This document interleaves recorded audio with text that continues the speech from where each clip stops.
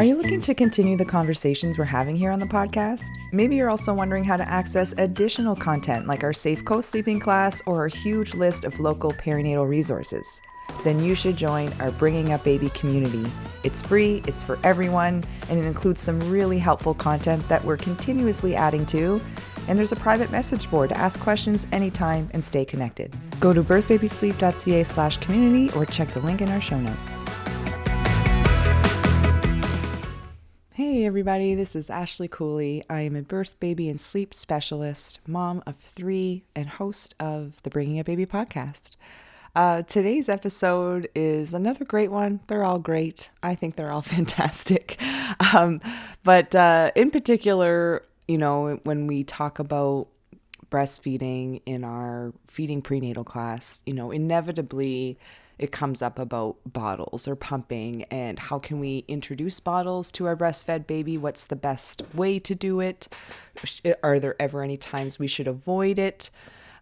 These are just really common questions, and sadly, I think we still get a lot of misinformation out there on that. So I called in the big guns. I called in my friend, Brittany Brown. She is a registered dietitian and international board certified lactation consultant who specializes in infant and maternal nutrition. She has been practicing for more than a decade and is passionate about supporting families along their parenting journey.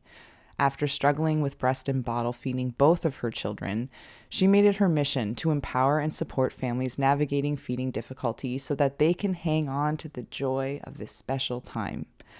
She blends her professional insight with curiosity, empathy, and a bit of humor to keep appointments engaging.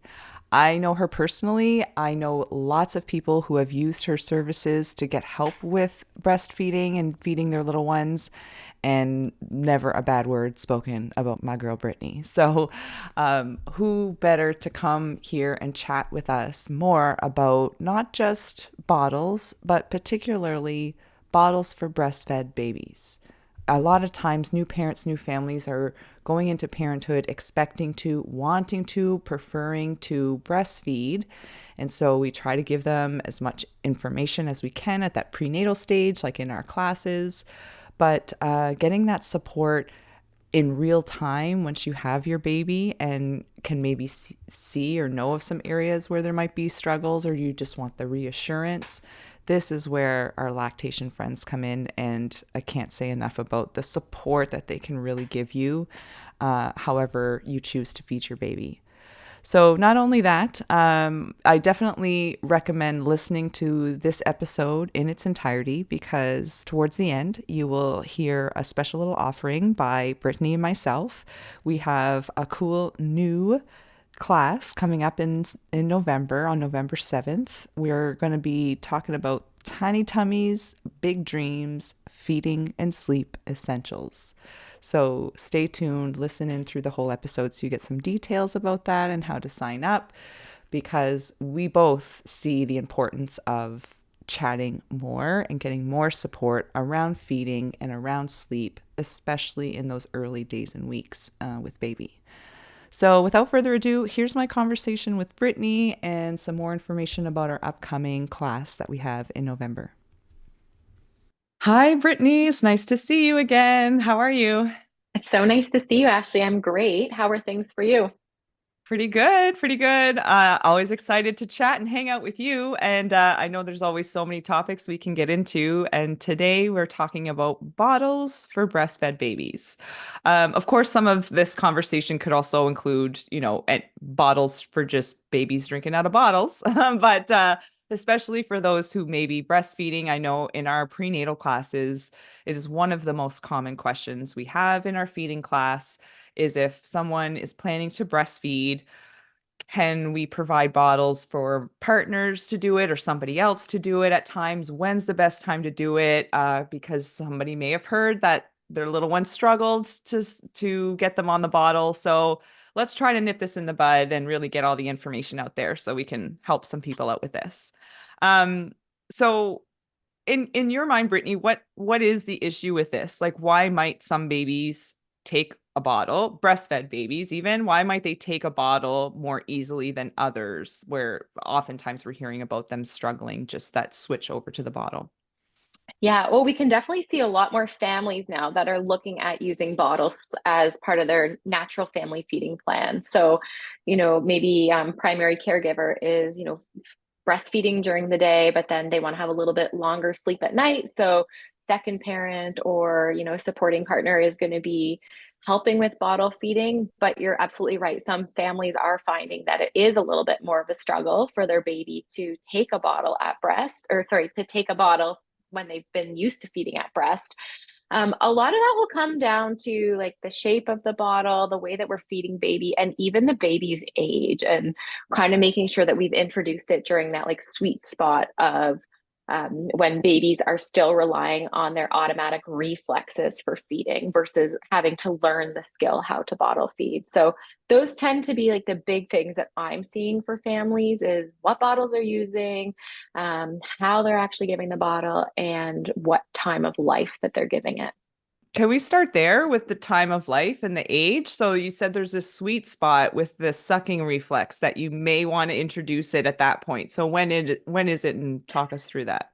Yeah, so the sucking reflex is something that all babies should be born with. It's what keeps us like biologically alive, surviving. So it's this automatic reflex that's stored in our brain stem, and it could be like a finger, a nipple, a soother, a bottle, like anything goes into baby's mouth and touches kind of their palate or the roof of their mouth, and then that will just elicit them to start sucking. And that's how babies have survived for millennia because they didn't have to put any thought into it. They just do this. And so that reflex keeps us alive and strong, and it starts to get a little bit diminished between that 2 and 3 month time frame. So oftentimes when I'm talking to families that want to introduce a bottle, I'm talking to them about the sweet spot being somewhere between like that 4 to 6 week mark.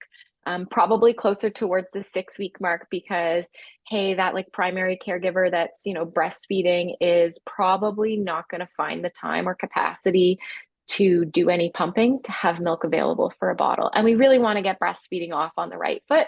So we're kind of looking at holding off until that point in time for delivering a bottle with milk in it.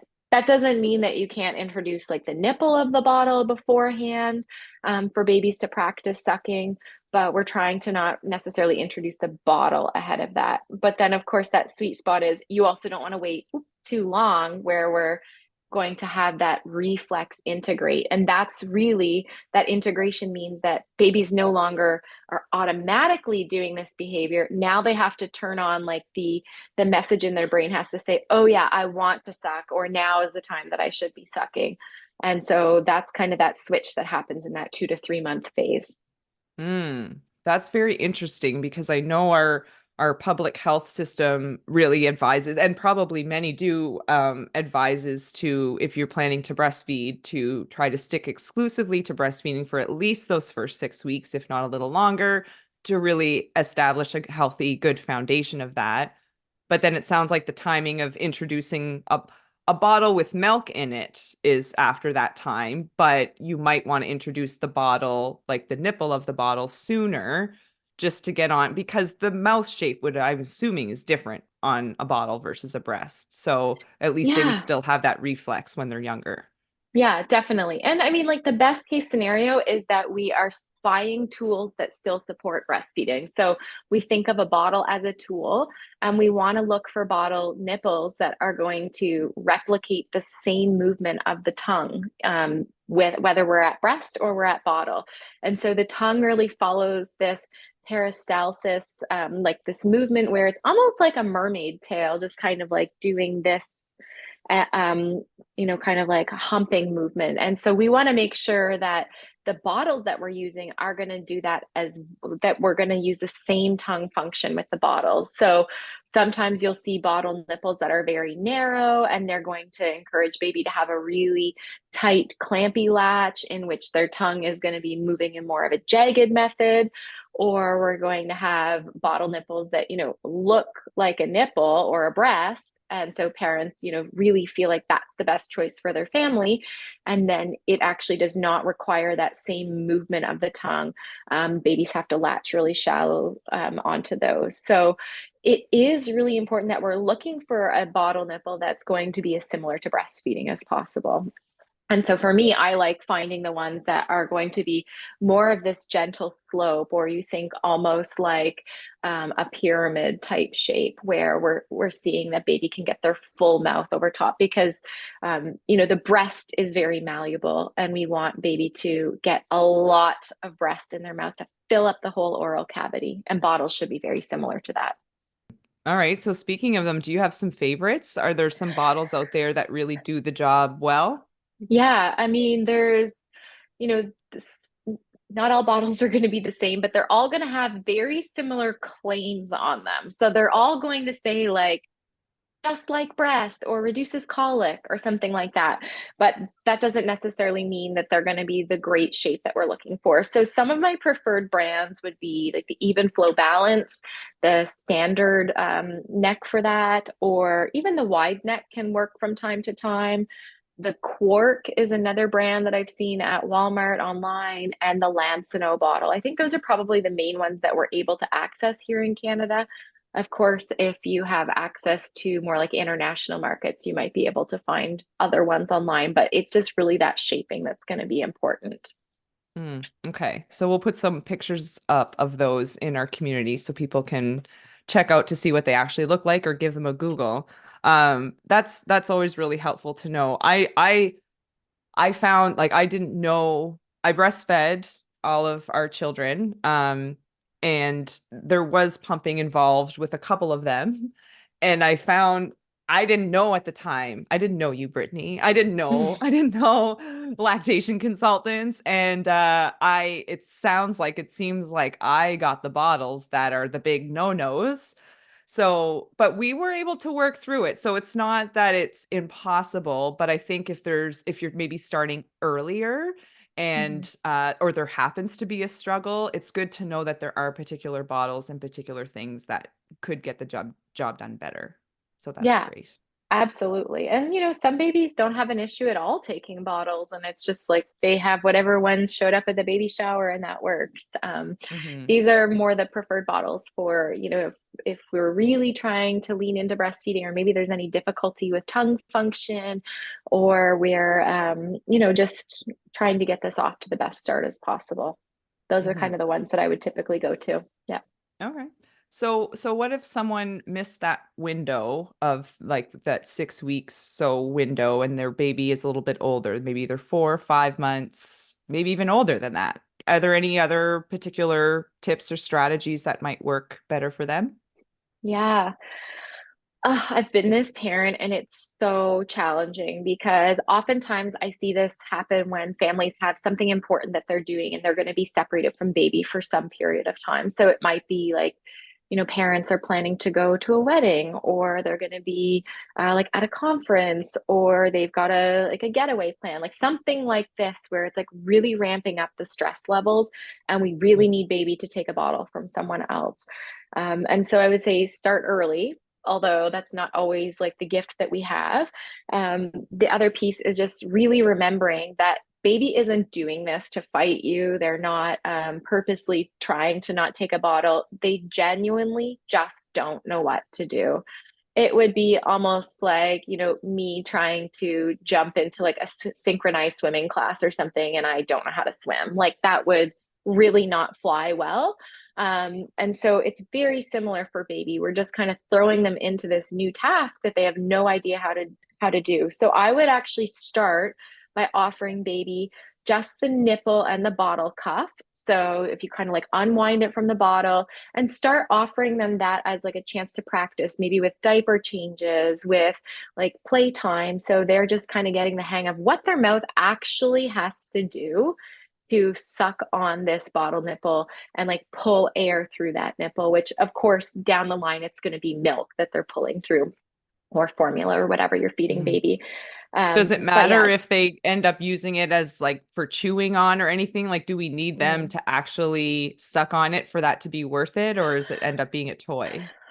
yeah, we definitely want them to be getting into that rhythm of sucking on it. So using their tongue to extract the milk. So you might need to offer them a bit of chin support, where we're kind of just helping that chin kind of be lifted up so the tongue is connecting to the underside of the bottle, or to the underside of the nipple. But definitely that would be my first strategy. One of the most difficult things we do as humans is coordinate sucking, swallowing, and breathing all simultaneously. And it's one of those skills that's so important. We're actually born with it as like an ability to do. So if we're now trying to have baby master a new task of how to suck from a bottle nipple that they've never sucked from before, we don't also want to layer it with, hey, here's a bunch of milk that could now go down the wrong, go down the airway. So we're just trying to keep Mm, it as low pressure as possible. And you're going to want to do this several times a day. So that's why I say, like, with each diaper change, it can be a really good opportunity because we know we're changing lots of diapers and it's just mhm, something that can be stacked on in terms of a habit. So practicing with that and even practicing in positions that are really similar to breastfeeding your baby, if that's how they're used to being fed, before we look at offering any milk into the bottle. So, and then once you're ready to start offering milk, we're looking at doing it in a really slow fashion. So that paced bottle feeding until they can kind of get the hang of it. And so just know that it's not something that, if your baby is adamantly refusing this bottle, they're not refusing, first of all, but then it's going to take them time to really grasp this skill set, just like it would take me to figure out how to do this synchronized swim class. So we're going to have to be working on this collectively. And that's why I say, like, give yourself the time to put this into place. So if you're thinking about going to this wedding and it's 4 weeks away, well, maybe you start practicing with that bottle. Okay, baby's not taking the bottle. Let's go back to basics. Let's have them sucking mm, on the nipple with the bottle cuff and stuff. And a lot of people do really worry that baby's going to like suck in all this air and, get really mhm. uncomfortable. We don't just swallow that air. So that's not something you need to worry about. Just rest assured that it's just practice for their tongue movement and the motion that the mouth has to take to make that happen. Looking for the best for your baby? Atlantic Canada's baby store is here for you. Nurtured, which is right here in Halifax, Nova Scotia, has the best products for baby. The staff are so incredibly helpful, and they have the most top-rated car seats and strollers you won't find anywhere else. So whether you need expert advice or the perfect baby gear, Nurtured's got you covered. And guess what? Nurtured's giving Bringing Up Baby podcast listeners an exclusive deal. Get 15% off your order from nurtured.ca when you spend a minimum of $75 using code BUB, B-U-B. Brand exclusions apply, valid now through till November 30th, 2024. Nurtured, supporting your parenting journey every step of the way. Does it matter who is giving baby the bottle? Can it be the breastfeeding parent, or does it have to be somebody else? Can the breastfeeding parent even be in the room or the same city as this happens? Because I know Yeah. for me, if that ever happened and I'm like upstairs or like across the street, the kids, they know, and they Yeah. will almost refuse anything else but that. So is that kind of the situation for the most part for people? Like, who should be introducing this bottle for the first time?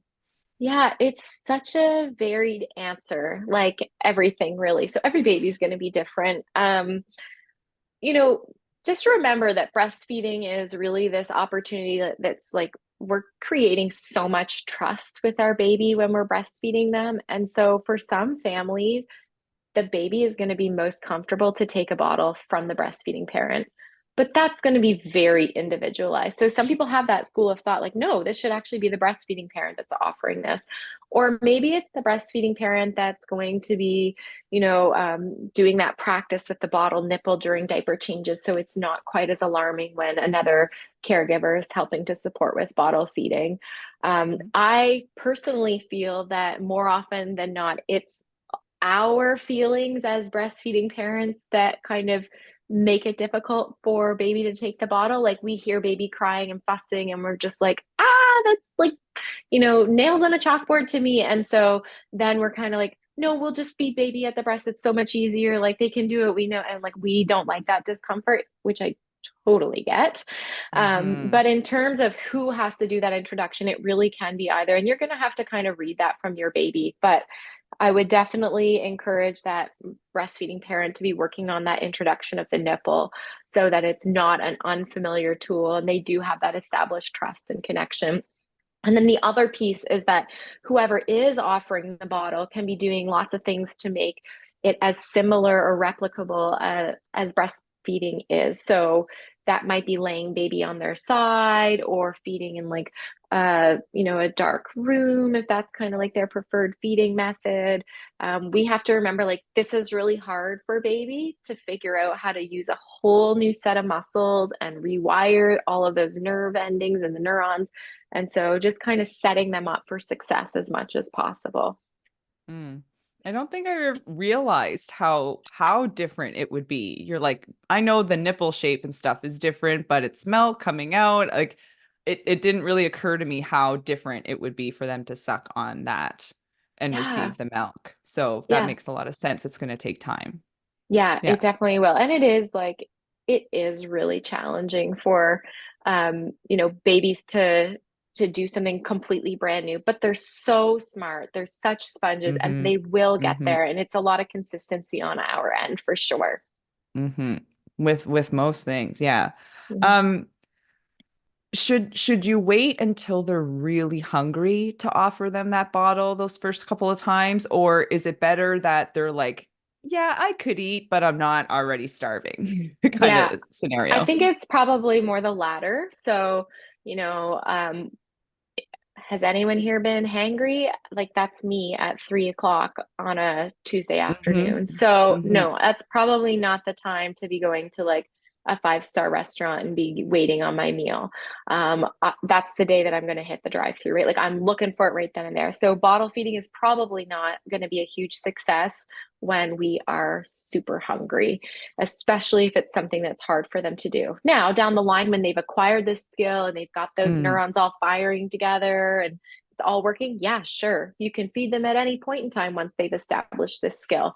But for those early feeds, I would be working on it. Like I said, like just start with the nipple, add a little bit of milk so they can start figuring out the skill. And then maybe we're doing it at the end of a feed. Like maybe you're feeding them for most of the feed at breast, and then you're offering them kind of like that little dessert piece with the bottle just as a practice type scenario. Mm, mm. And would you advise someone whose little one is, say, over 6 or 7 months?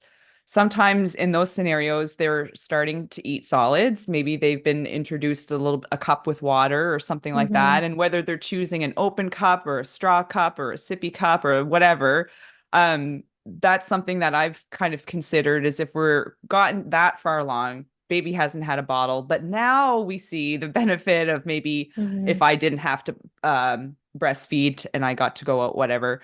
I mean, they could essentially they don't have to take a baby bottle at that point, right? Let's put the Totally. milk in the straw cup or the sippy cup or the open Yeah. cup and they can drink from another source. Yeah, absolutely. So we start to see babies be able to, begin to acquire that skill set for feeding from a straw cup between like 7, 8, 9 months of age. And so if that's where you're looking at introducing this bottle, yeah, I would totally just skip that step and jump to a straw cup.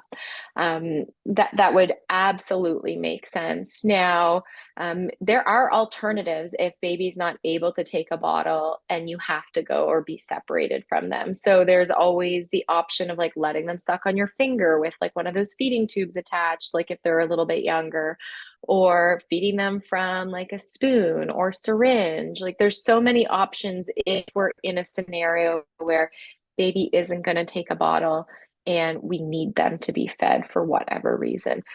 You do have a little bit more flexibility when we get to that older age range of like the 6, 7, 8, 9 months where they are taking some solids where, we might be able for like a meal or a day be able to offset their intake with like maybe a heavier meal or something like that. But that's not something you're going to want to do as like a regular thing. But if Hmm. you're going to be apart because you're getting your hair done or you have an important meeting or like whatever it is, and this is kind of just like this interim measure, yeah, definitely don't panic. They will be fine. Yeah, amazing. This has been so great. Thank you so much. Maybe we can, before we wrap up, I'd just like to kind of summarize all of these great tips that we've gotten for introducing a bottle to a breastfed baby. So, um, you were saying first step is as early as you can in terms of not getting the milk out of the bottle, but practicing with just the nipple of the bottle at those diaper changes because it is such a different system or things that they're Mhm. working with. So that being the first step, what would you say? What are those other, give me your highlights of your Yeah. best tips and all of that. Yeah. So I would say like looking at introducing that nipple probably like 3, 4, 5 weeks would be reasonable. If you want to have a bottle kind of consistently in the mix, maybe wait until close to 6 weeks when the breastfeeding parent has more capacity to do a little bit of pumping. Um, recognizing that it's not going to be like a super easy transition for babies. So setting them up for success, maybe dark, quiet room, or not when there's a lot of extra stimulation going on. And then just stay consistent with it. I would say, like, once it's in the mix, continue to offer it. So whether that is going to be the bottle with milk or whether that's going to be the nipple at diaper changes as a plaything, that would be my idea is, if you don't use it, you'll lose it. And so that applies to babies too. Those would be probably the Mm. high level tips. All very important tips to have. Where can people find you? I know you're on the internet and Oh, sometimes you show up at IKEA over here. So tell people where they could yeah. reach out to you. Yeah, you can definitely find me online. So my Instagram handle is at brittanyb.ca, and my website is also brittanyb.ca.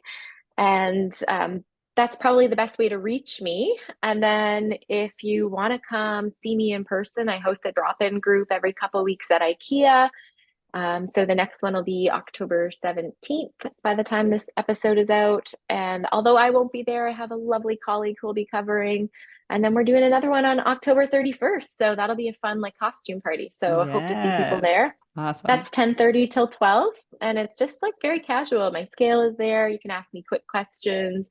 And it's just an opportunity for parents to meet other parents kind of in that same phase as life as they are. Yes, amazing. I know I tell lots of people about your group and where it's every second Thursday. I know you put your calendar's probably on your website too, but it does go up on your Yeah. Instagram every month. So people are kept in the loop. Yeah.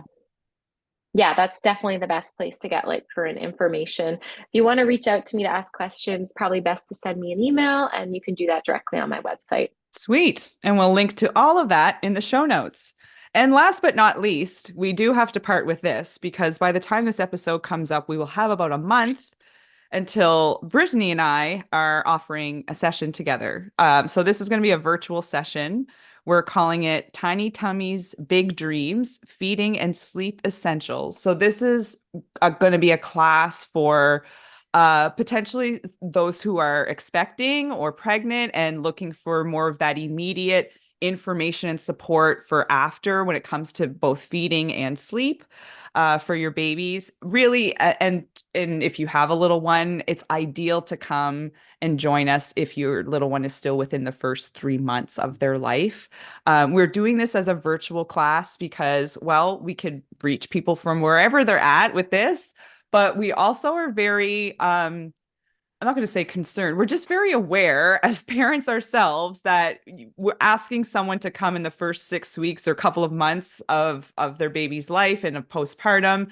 And it's not always the easiest thing to do, but we want to make sure you guys have the info. So we're going to be doing this virtually. There will be a way on both of our websites that you can go to sign up. We'll put a link in the show notes to sign up as well. But it's going to be a 1 hour session on Thursday, November 7th at 1 p.m. We're going to do an hour session with some open Q&A afterwards as well. And so we'd really love for you guys to join us so you get some, some information, some tips, but we can answer all of your questions and help you feeling really confident about this new journey for feeding babies and their sleep and what's to come. Yeah, I'm really excited about that. Yeah, it's going to be fun. So we'll be online, it'll be virtual. We'll keep talking about it, but we thought we should share it while we're talking about this here now because a good month or so from when this is released. And we want to see as many people as possible because if you don't already know, feeding and sleep are the two biggest changes you're going to notice with your little one once they're here. And they're things that can change sometimes quickly, and changes as they grow. So you will have both Brittany and myself to get those questions answered and get some good information. So you're feeling really confident about that time and going forward. Thanks again, Brittany. This is great. Yeah, thanks so much. If you're looking for more information or support along your parenting journey, check out birthbabysleep.ca. That's where you're going to find prenatal classes, postpartum and new baby resources, and sleep support during the childhood years. Lastly, but certainly not least, if you got something out of this episode or our show in general, leaving a rating or a quick review goes a really long way to helping others find us. So please consider leaving one. That's all for now. I'm Ashley Cooley, and we'll see you back here next time.